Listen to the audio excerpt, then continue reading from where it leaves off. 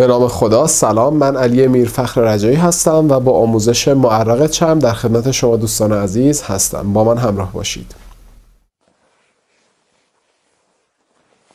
قبل از همه چیز یه تعریف کلی در مورد معرق به شما دوستان عزیز بگم.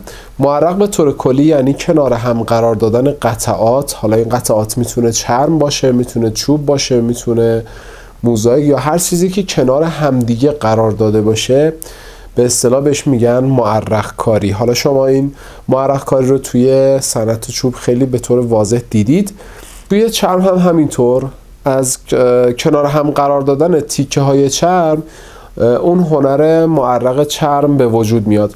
حالا وقتی شما میخواید این تیکه های چرم رو کنار هم قرار بدید، باید روی یه سطحی بتونید این کار رو انجام بدید که بهترین کار و بهترین حالتی که چرم روی یه سطحی میتونه خودش رو حفظ کنه و نگه داره سطح چوبی هست طبق تجربه، که حالا روی اجسام دیگه هم امکان اجرا شدنش هست، ولی اونم با شرایط و ضوابط خاصی.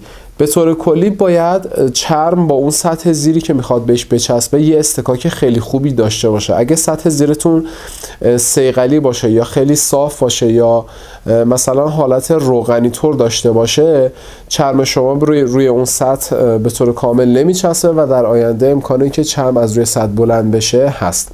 پس بهترین حالت برای اجرای کار معرق روی سطح چوبی هست که تکنیکاشو در آموزش بعدی به شما دوستان عزیز خواهم گفت.